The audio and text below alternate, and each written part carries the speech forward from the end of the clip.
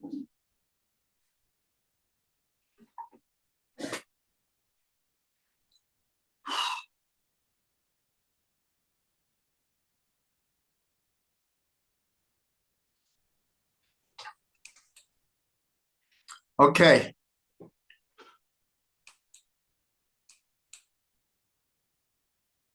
Welcome everyone to Journeys Through the Books of the Prophets. We're on the book of Yehoshua, Joshua, and I should tell you, I'm hoping at least to be able to finish tonight and next week.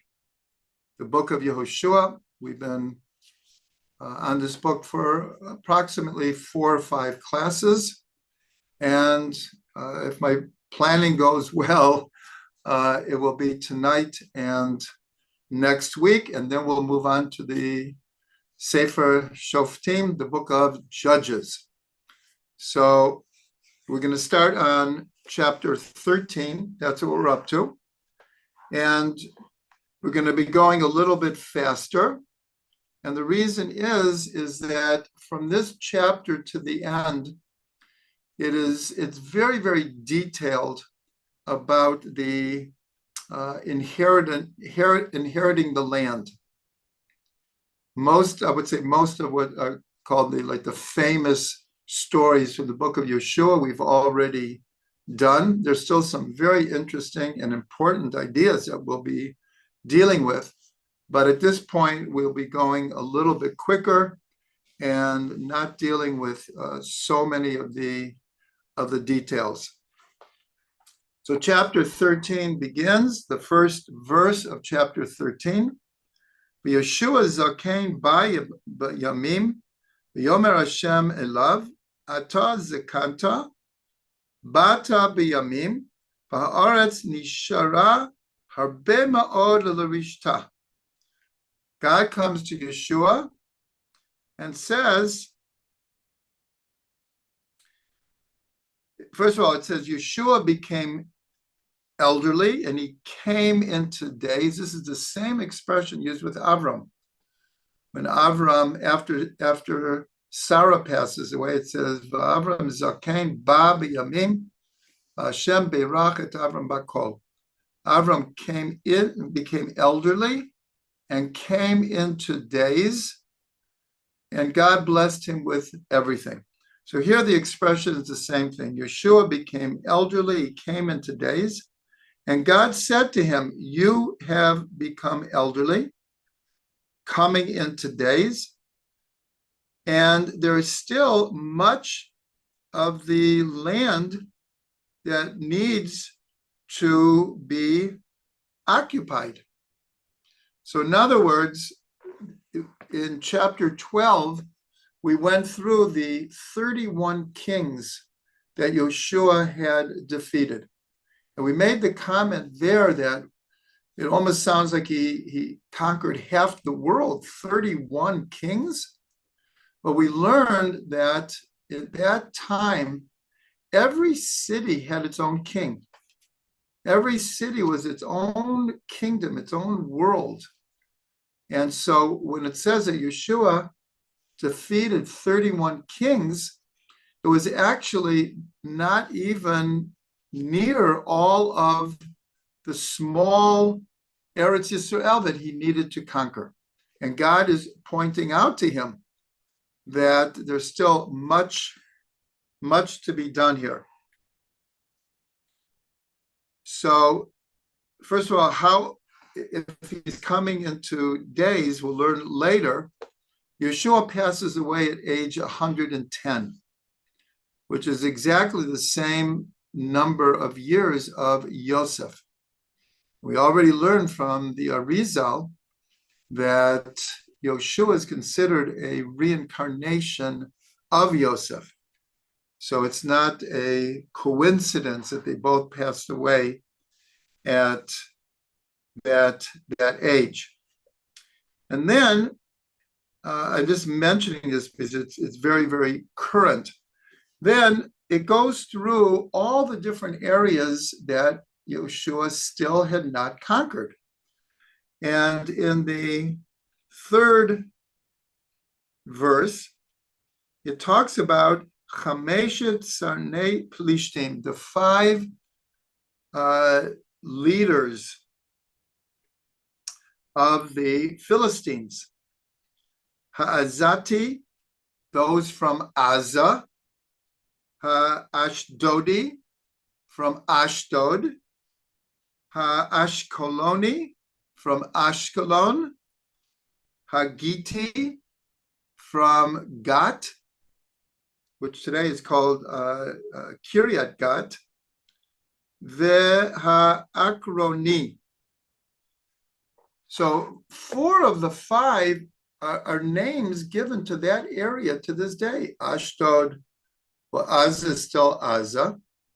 Ashdod, Ashkelon, and Gat are like right near there. And we pointed out, and everyone's going to have to kind of do their own research here because it's so detailed. But we've seen throughout the book of Yehoshua, there have been scores and scores and scores of names of places that Yehoshua either fought against or Israel settled in. And the important comment is many of these names became names of cities and villages all over Israel, but not necessarily in the place that they were. Now, many of these names, it's not clear where they were even then, let alone now, but it is quite interesting that 100 years ago, when Jews began really coming to Israel in mass, and they had to pick names for different cities and villages and towns, they used the biblical names. So in this chapter, like many of the other chapters, there's lots of names of places. But here, because especially this last year, we've been fighting in Aza, and especially the first 3-4 months, Ashkelon, Ashdod, Kiryat Gat were running to the bomb shelters like 5 times a day. Thank God things have quieted down somewhat, because for all practical purposes, as a fighting force, we have defeated Hamas. Unfortunately, they still exist somewhat as a political entity, mostly because they are stealing all of the relief food coming in. And since they control the food, they still control Aza. It's reported that the people in Aza are pretty sick of Hamas and the disaster that they brought upon them. But that's a different discussion.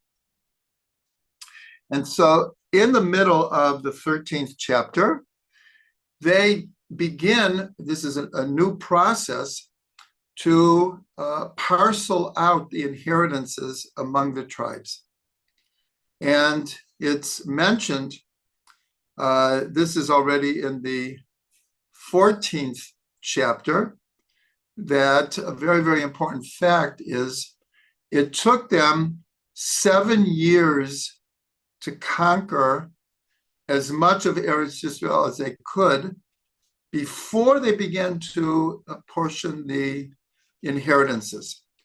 In other words, it took 7 years for the wars to be fought. And then it took another 7 years for the distribution of the land to the various tribes. So why did it take so long? As we're going to see as we get a few more chapters from now, because a lot of the land wasn't conquered, then it made it very difficult to apportion the land, when it meant, and we discussed this, and I remember David brought this up, this idea of each tribe fighting for their inheritance. And there we learned that that's not how it was supposed to go. It was supposed to be that all of Israel fought together to conquer all of the land and then apportion it. But we see it didn't turn out that way exactly. And that is the first verse we read here, that God said there's still a lot of land that needs to be conquered. And so the wars continued. And in the next chapters, we'll see how it develops. But in the 13th chapter, it mentions, and it will mention again and again, that the tribe of Levi got no land inheritance. And it's mentioned, it's like sprinkled through the last approximately 10 chapters of the book of Yehoshua, that as each tribe is getting their inheritance, it mentions again, but Levi did not get an inheritance. And this goes back to the 5 books of Moshe, where God determined that the Levim would not have their own portion, because as God said, I am their portion. But we will see that they were apportioned 42 cities. So it's not like they had nothing. They had 42 cities spread out all over Israel. And among those cities were the cities of refuge, which is discussed prominently in the 5 books of Moshe. So according to tradition, we entered Eretz Yisrael, according to the Jewish calendar, in the year 2488. That is the year that we entered into Eretz Yisrael after the 40 years in the desert, 2488. And they fought for 7 years. So in 2495, they began to apportion the land, and it took approximately 7 years to apportion the land. And here we have some very, very important ideas that in chapter 14, so it begins that the first ones that were apportioned their inheritance were the 2.5 tribes on the other side of the Jordan. And this was mentioned in the Torah, and again in the book of Yehoshua, this idea that the 2.5 tribes of Reuben, Gad, and half the tribe of Manasseh wanted their inheritance on the other side of the Jordan. But Moshe said, you can settle there, but not unless you fight with all of Israel to conquer the other side of the Jordan. And the book of Yehoshua, we've gone over this already. The 2.5 tribes fulfilled their promise. And now that the 7 years of conquest is over, we see that they are the first ones, because they're going to go back now on the other side of the Jordan. And they now officially will inherit that land. And we mentioned a number of times that in the original Balfour Declaration, the country called Jordan, which had never existed in all of history, there was never, ever a country called Jordan, that was supposed to be the Jewish homeland, what we call Israel now, and all of Jordan. And then for political reasons, the English who ruled this part of the world, they split off Jordan to reward some of their supporters, the Hashemite kingdom. And so Israel, really 3/4 of what was supposed to be Israel, and was in biblical times, it was split off. And what remains is what we call Eretz Yisrael, Medina Yisrael. So in chapter 14, it talks about how they are now being rewarded, and they're the first to receive their inheritance. Now, we do have to say a number of very, very important things about the inheritance in general, as it will apply to the rest of the book of Yehoshua, is that the inheritances were given over in 3 different ways. One is through the word of God, and that is very, very connected to the blessings that Yaakov and Moshe gave to the tribes, because they were speaking in divine inspiration, in a state of prophecy from God. And in the blessings are hinted for many of the tribes where they would end up as having their inheritance.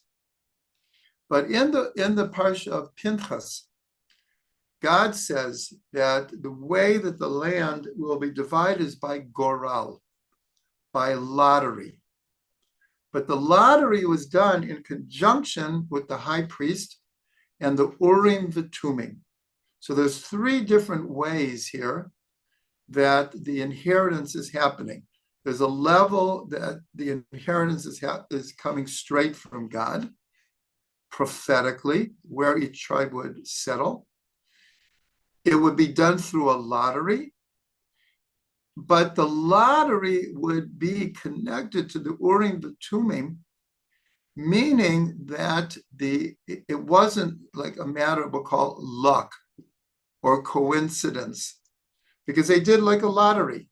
They pulled out the name of a tribe from, let's say, one hat, and from the other hat, it wasn't a hat, it was a box.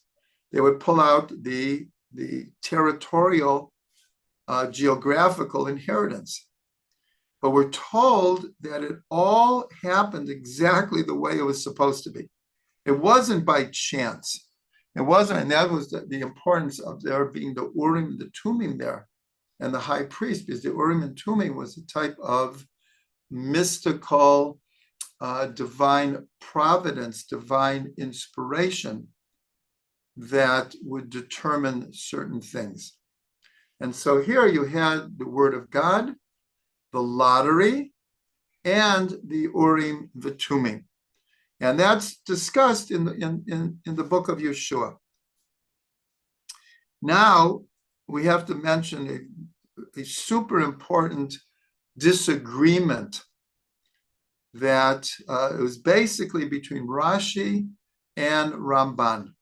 Now we have to remember, I already gave the year when this inheritance happened, 2,495. Well, now we're at 5785. So 3,300 years have gone by. And we know from the Talmud, with all the discussion, there are certain ideas or facts or laws that we have an unbroken, clear tradition what they are. But we know from the Talmud there's so many things that there are disagreements. And the disagreements are coming approximately 1,300 years later in this particular case. And then Rashi and Ramban are a full 1,000 years after that. So the disagreement between Rashi and Ramban is approximately 2,300 years after the land was apportioned according to the tribes. And so they had different traditions of how did it work. In a simple fact, a tribe that was bigger than another tribe, did they get more land or not? So Rashi says that the division of the land was not equal. The bigger the tribe, the bigger the portion. The Ramban, who very often disagrees with Rashi, disagreed, and he said it was not according to how large the tribe was in population. Every tribe got an equal amount of land. But what wasn't equal was the individual families. So in other words, if one tribe, let's say had 20,000 households, and another one had 40,000. Well, the land mass will be exactly the same for the entire tribe, but according to the Ramban, would be smaller per family. And Rashi says that they were all, excuse me, that's what Rashi would say. They were all equal. No, I'm going back. Rashi says the tribes, what they got were not equal, but the individual tribes, families would get more or less equal. And the Ramban is saying very, very different, is that the land mass for each tribe was equal, but the individual family got less. So this is a disagreement 2,300 years later. It's one of those things that we don't have an absolute clear tradition. It seems that when you look at a map, at least of what we think the apportioning of the land was, it appears it was more like Rashi, that it wasn't equal, the landmass of each tribe. So that's just a very important thing to keep in mind for the rest of the book of Yehoshua as they're dividing up the land. And then there's another disagreement in the Gemara. The families who are inheriting, is it according to the families that were in the desert for 40 years? Or is it according to the families as they existed when they came into the land? And so there is a subtle difference, because the people died and the heads of families changed, and the amount of people in each family also changed. So there also is two different opinions. And truthfully, we really won't ever know, but these are the opinions. Was it divided according to the heads of the families that left Egypt, or is it for those who came in to the land? So this is just two very, very important things to keep in mind as we go through the chapters that talk about the apportioning of the land.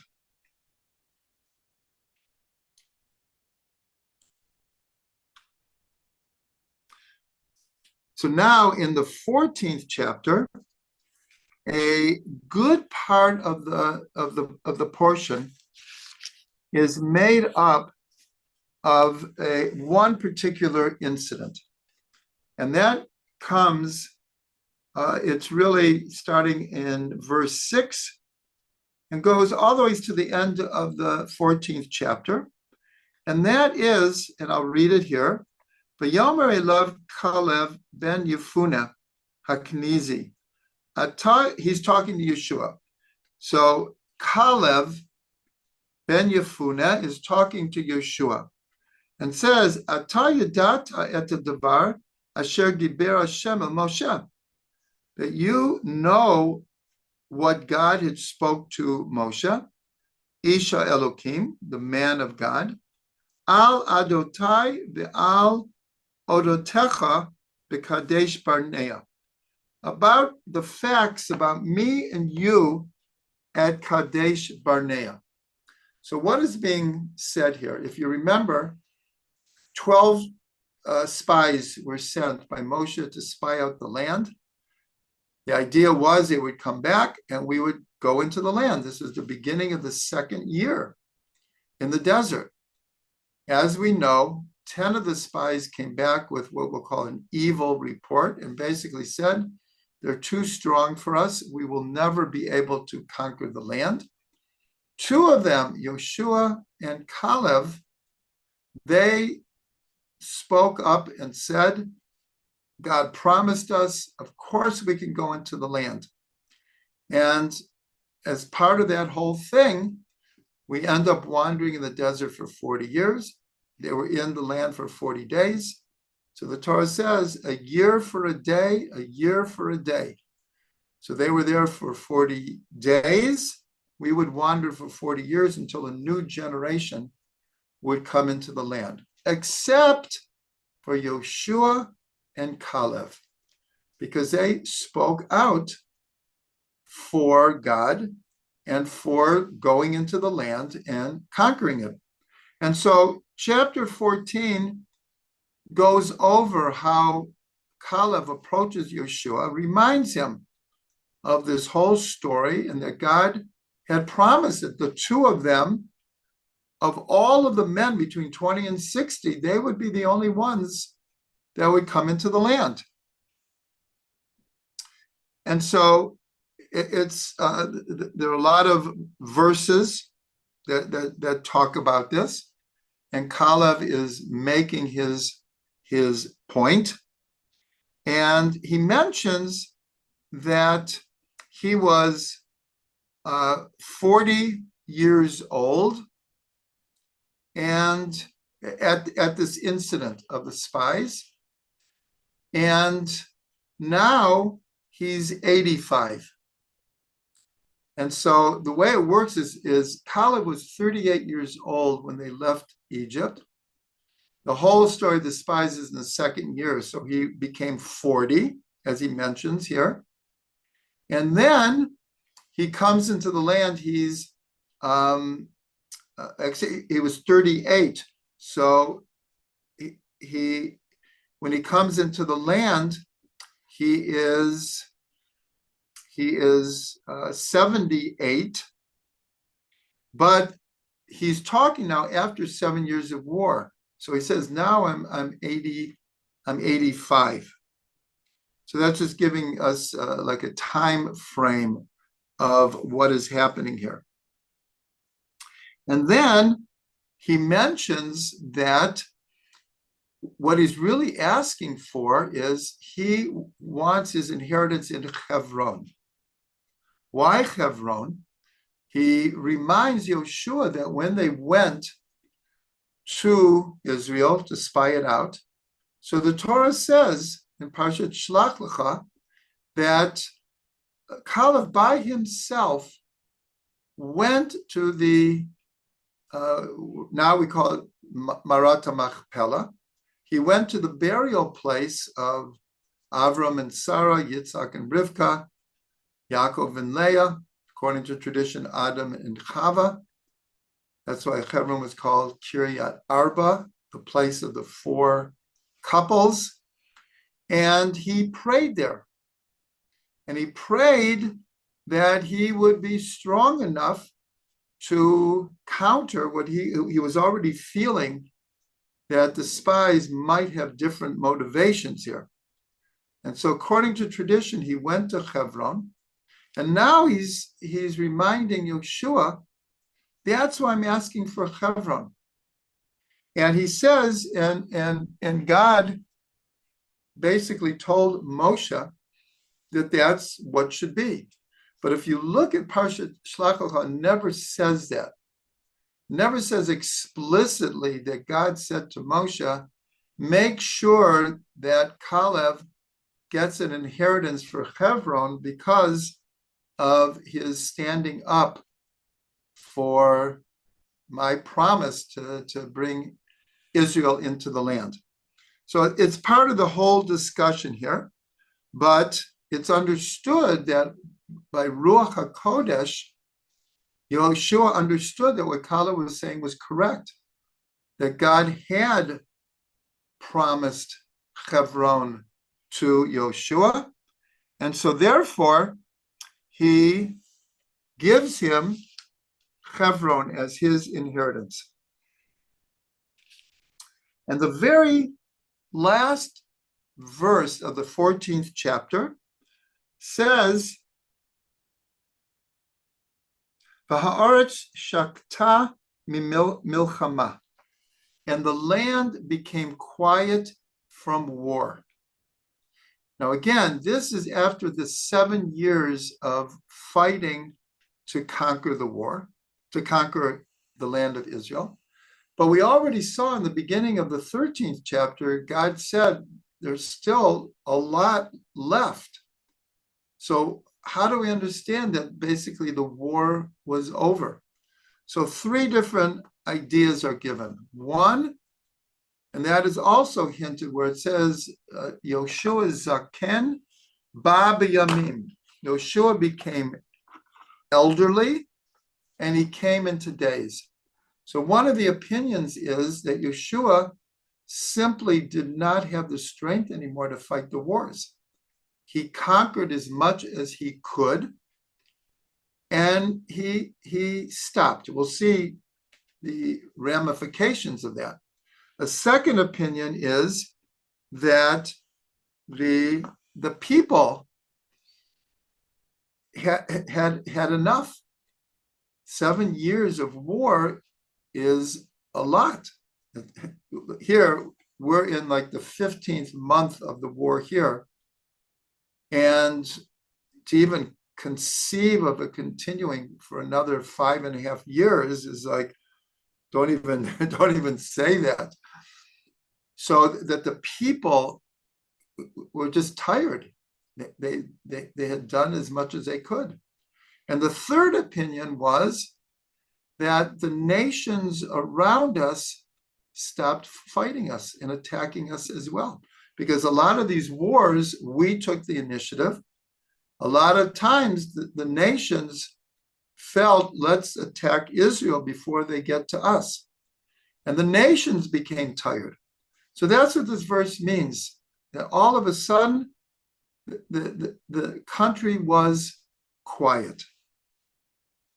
And so therefore, in these chapters, every once in a while, it will mention that a certain people among the nations, they were not conquered, but they remained where they were. And in certain cases, they paid taxes to Israel. They understood that Israel had taken over the majority of the land. They were the rulers now. So these small groups of people, remember, each city was like a kingdom in itself. So all over Israel, little pockets of nations remained in Israel. We were not able to conquer them. And this is very, very similar to our situation today. In 1948, we did not conquer all of the land. And many, obviously, Arabs, Christian Arabs, Muslim Arabs, Druze, remained in the land. And that's how it is to this day. So the whole book of Yehoshua, even though it seems that we're reading about something very long ago, is actually very, very relevant to today. Extremely relevant to today.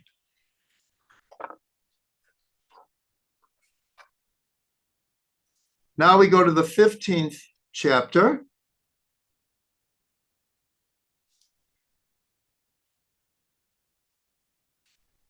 And here, the inheritances on this side of the Jordan began.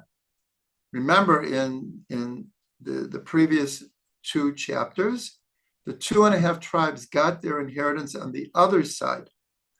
The first tribe to get its inheritance is Yehuda.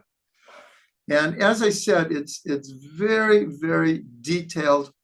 It mentions a lot of names of places and families, and I've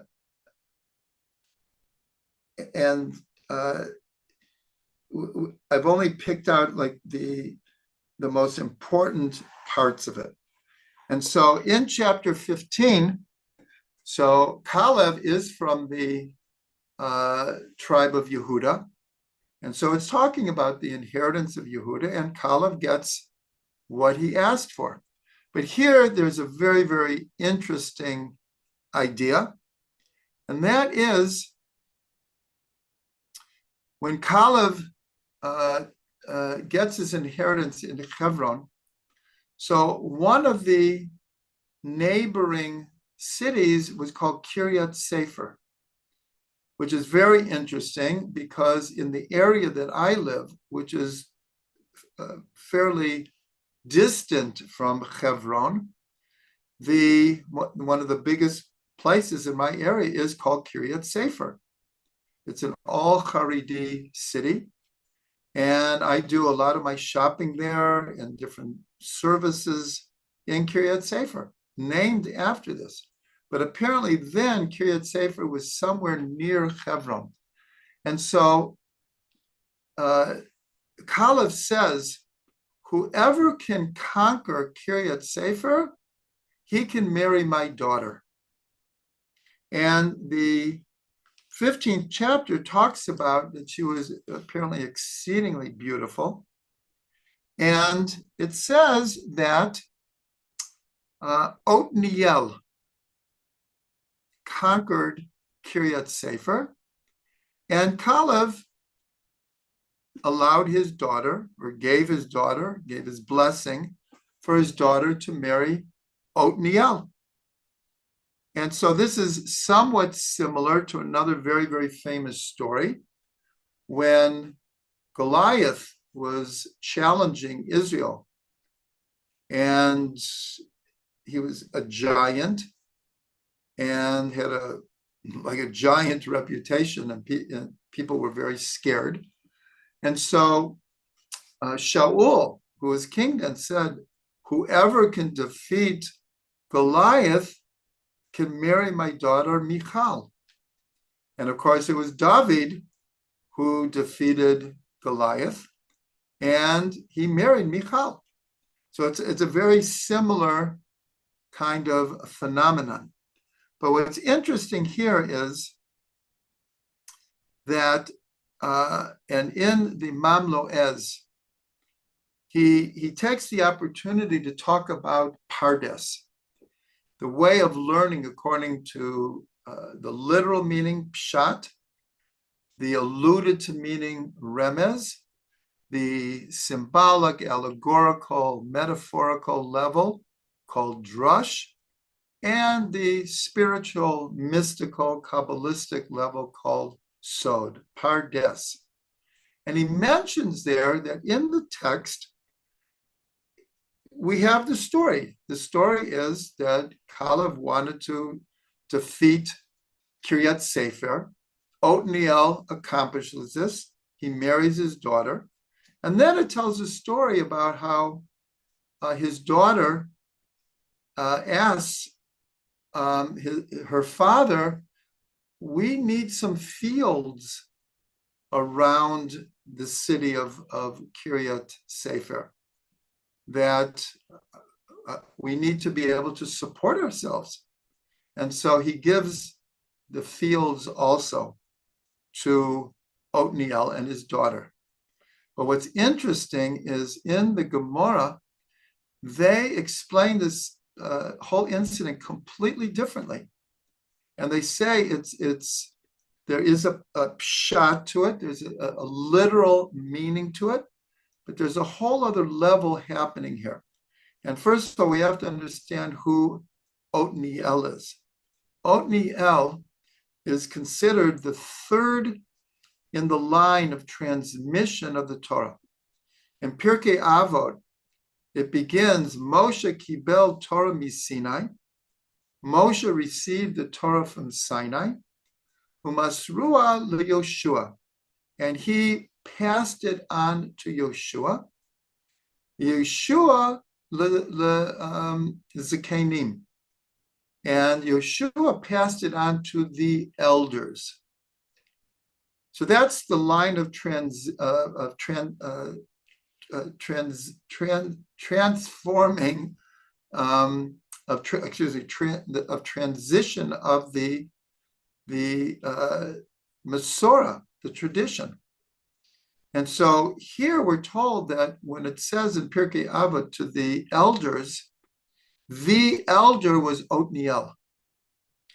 And so the sages say when first we have to understand the word Kiryat Sefer means literally the city of the book.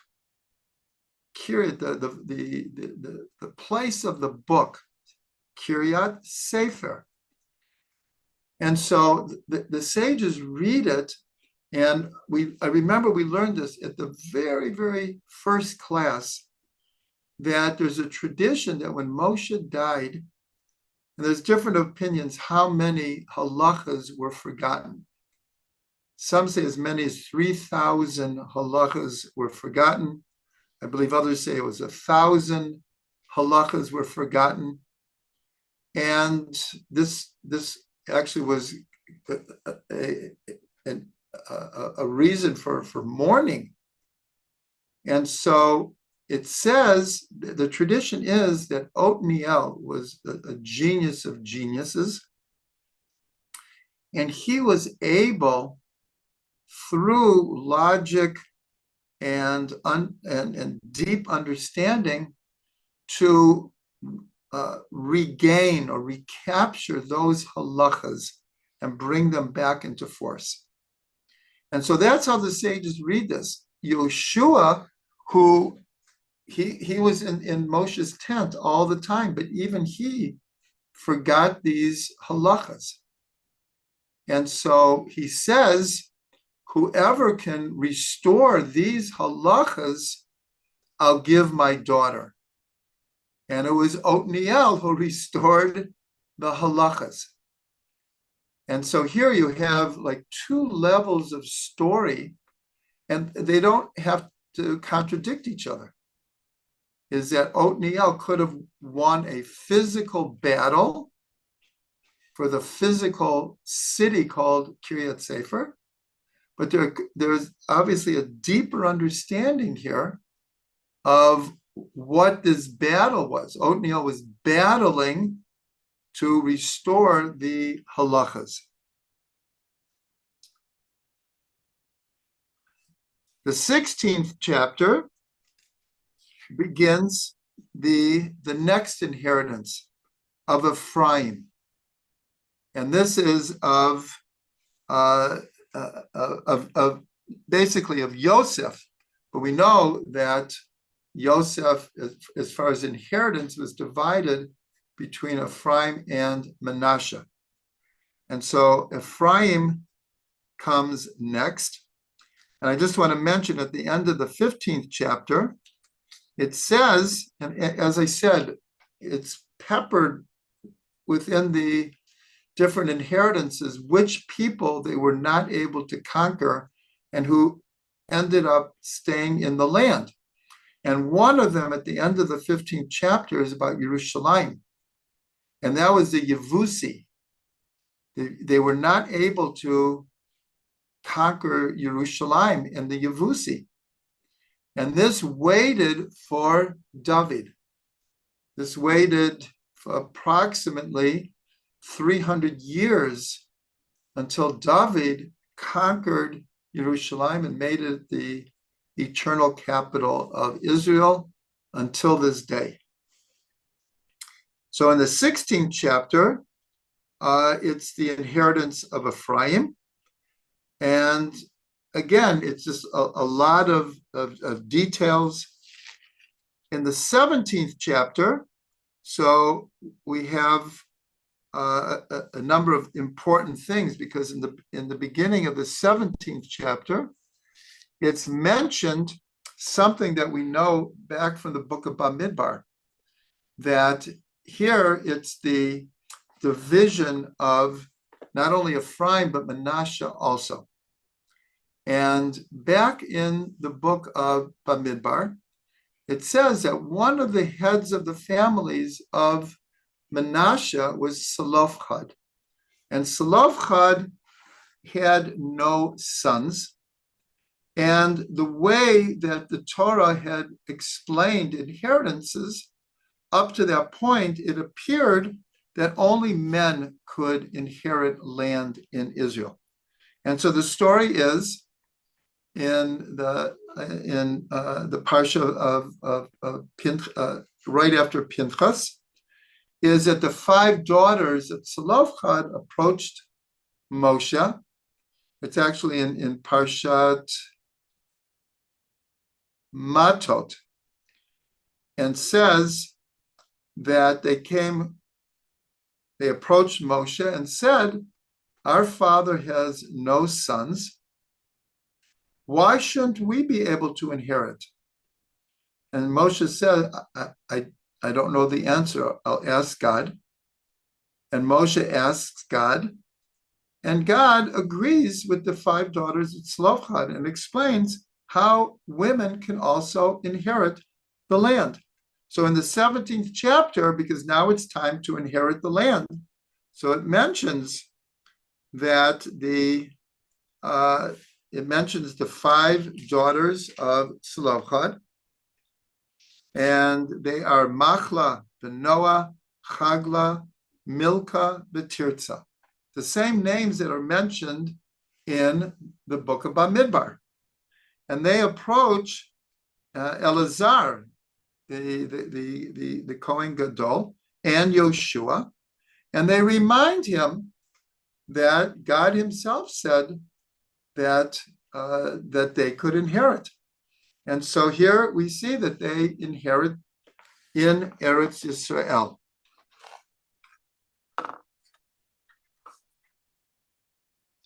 So that's in the 17th chapter. And I'm going to finish with the 18th chapter. And that way, hopefully next week, we will be able to finish the book. And this is very, very important because in the beginning of the 18th chapter, so it says, V'yikalu kol adap b'nei Yisrael Shiloh, v'yishkanu sham et Oel Moed, v'aretz nichbasha lifnehem. And so it says that all of Israel gathered together at Shiloh. Shiloh became the place where the Mishkan stood the longest. I believe it mentions in the Gemara that there were actually 8 different places that the Mishkan was at until there was a temple in Jerusalem. But by far, many of them were just for a few years. But in Shiloh, it was approximately 350 years. The Mishkan was in Shiloh. And when we get to the book of Shmuel, we'll see that. We'll see after all of the judges at the time, and then Shmuel, the Mishkan was still in Shiloh.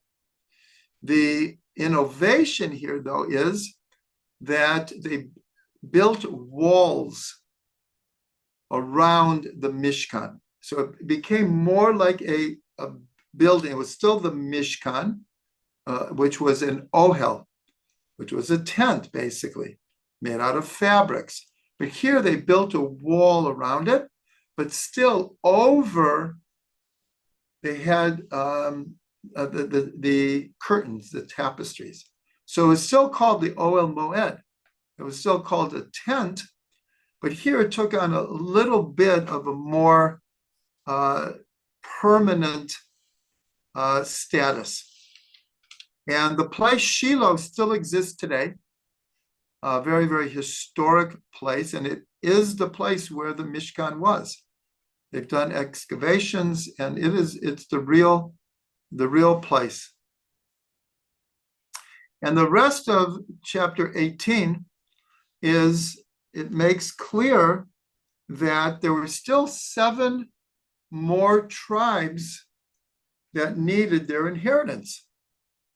That the 2.5 got theirs, and we see that Yehuda got, and Ephraim got, and then Benjamin got in the 18th chapter. And so what happened here is interesting, and I think I mentioned it before because we had a discussion, and David brought up this idea of why didn't each tribe fight for their own inheritance?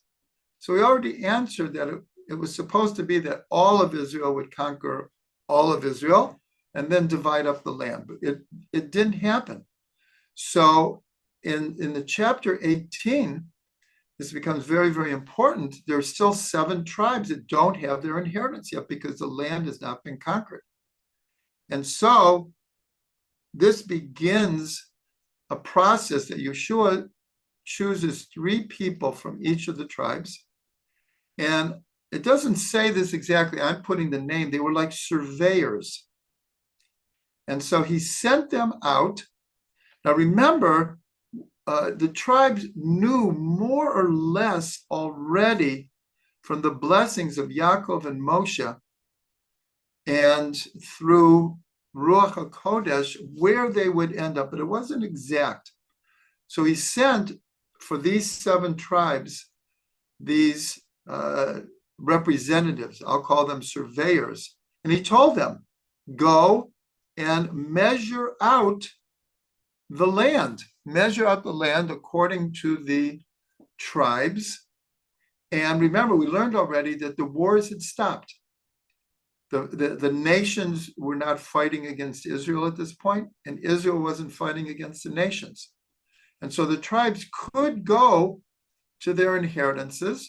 The difference would be that whatever peoples were still there are going to end up remaining there. This became very problematic because, as we'll see in the book of Judges, this set off many, many, many different wars between the people who were still in Israel, around Israel, and many ongoing wars almost all the time. But in chapter 18, they go out and they measure the land, and then they come back and they do it by Goral, by the lottery, and by the Urim and Tumim. And again, it was all coming from God because it all ended up. Each tribe got exactly the land that they were supposed to do. That was almost the miracle of the lottery, that it was an exact replica of God's will of where each of the tribes would be.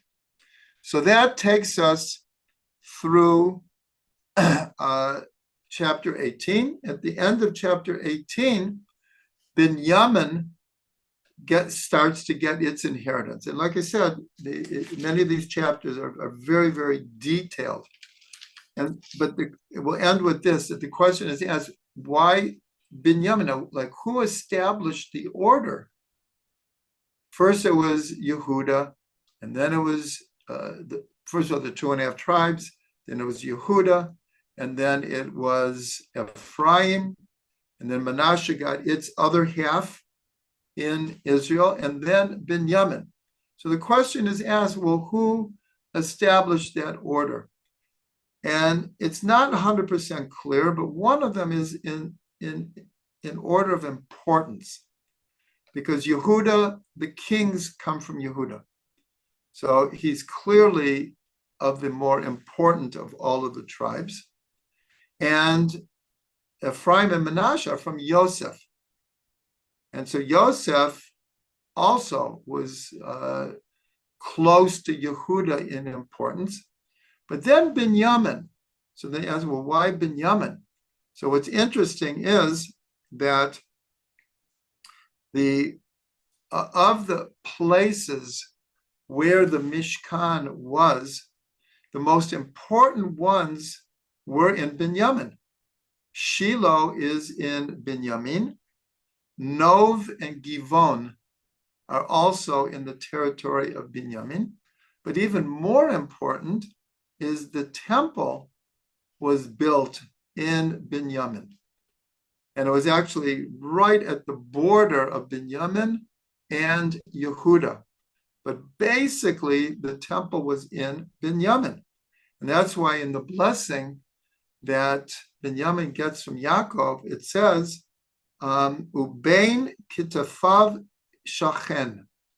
Between his shoulders, the divine presence will dwell.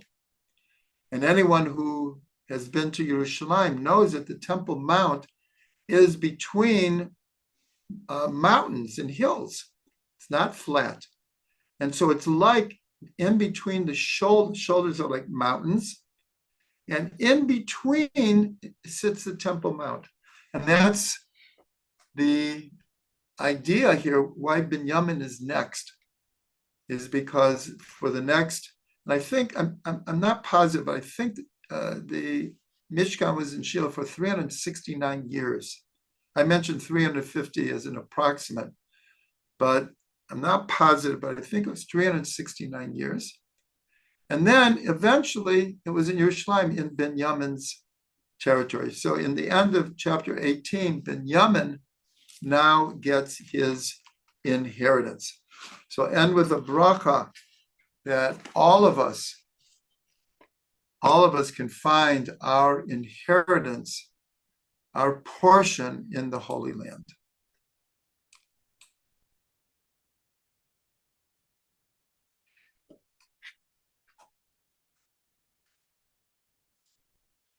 Okay, as everyone should know, right now we're going immediately to insights into the Haftorah.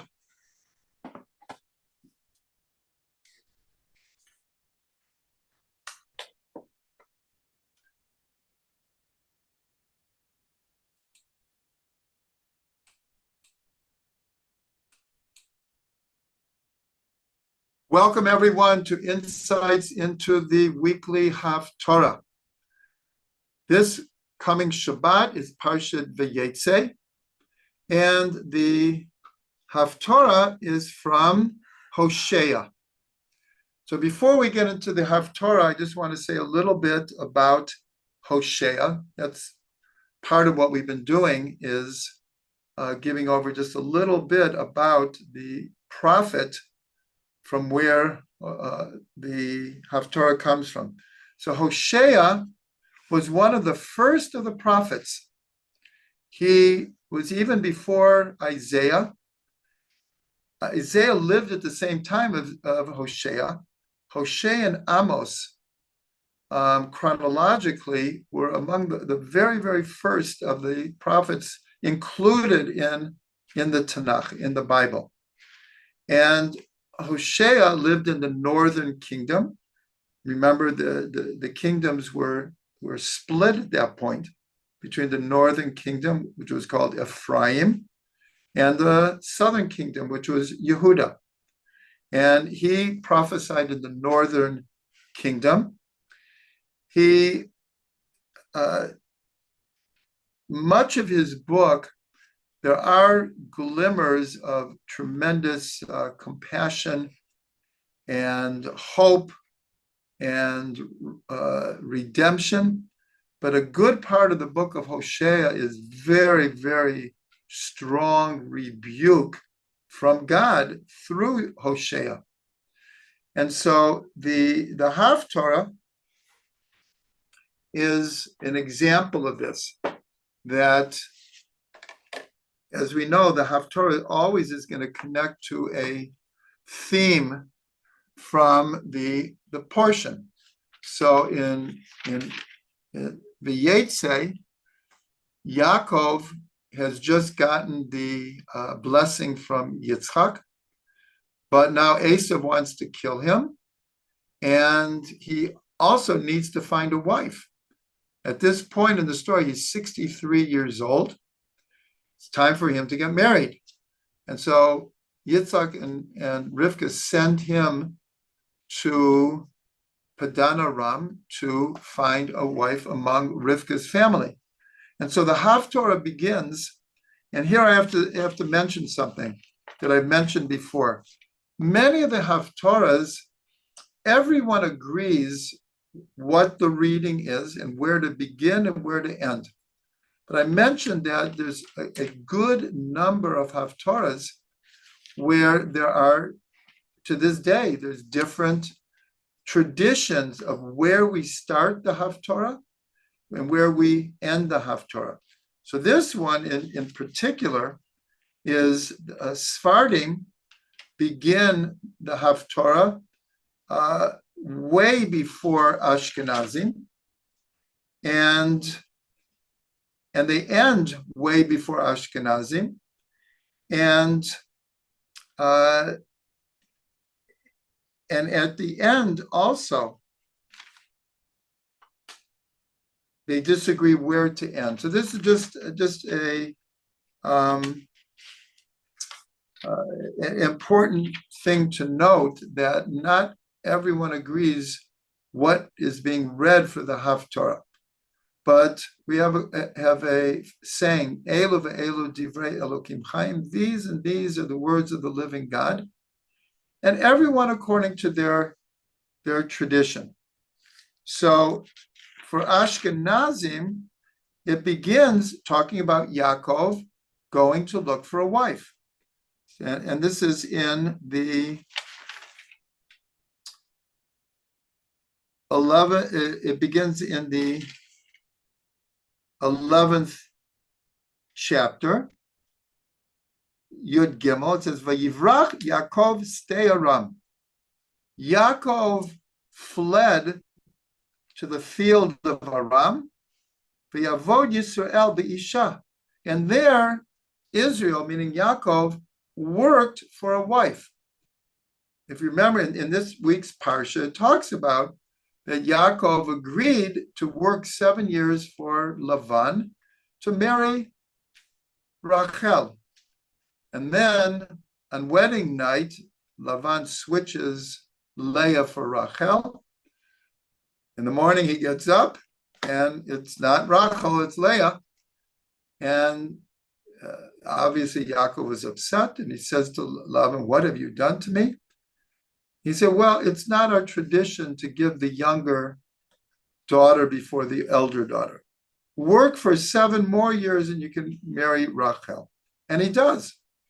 Even though he doesn't wait the 7 years, he marries her right afterwards, but he works another 7 years. So that's how the Haftarah begins. So that's the obvious connection. And so, and it continues that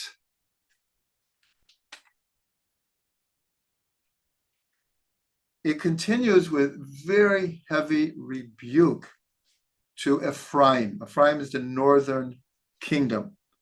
And it's very harsh. The language, as in many of the Haftarahs, is extremely harsh. But what happens towards the end is also something very, very interesting and unusual, is in the 14th chapter. Actually, what I read before was actually the 12th chapter. In the 14th chapter, verse 2,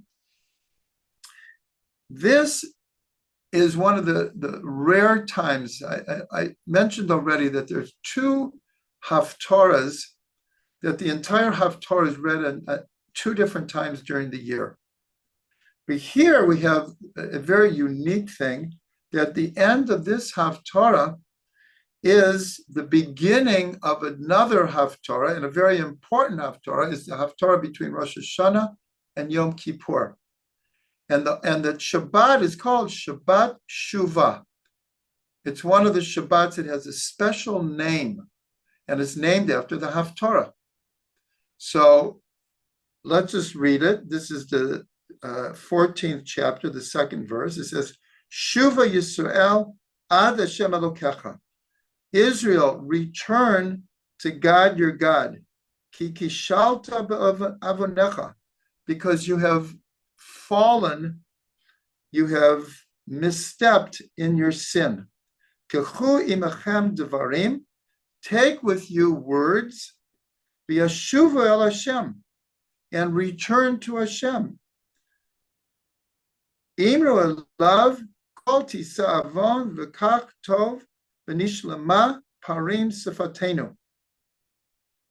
And they said to him, all who will lift up sin and will take good, and you should complete that your words should come and replace oxen. And then it continues, very, very upbeat, very hopeful. But it's very, very interesting that the end of this one is actually one of the most important haftarahs of the year, and it starts there, and that is between Rosh Hashanah and Yom Kippur, the call to do tshuva. But here we see a very, very important idea where it says uneshalma parim siftatenu, that our words will be in place of oxen. And so what this means is the sages, based on this and other verses like this, but this is one of the main things, is when the temple was destroyed. So the sages gathered in Yavna. And what we call Judaism today, in great measure, was established in Yavna. And if you remember, the whole story is that right before the destruction of the Second Temple, Yochanan ben Zakkai snuck out of the city and he approached Vespasian. Vespasian was the one who was about to destroy Jerusalem, had Jerusalem surrounded, a siege, and in a very miraculous manner, he got Vespasian to agree to 3 requests. And the important request here was, give me Yavna and its sages.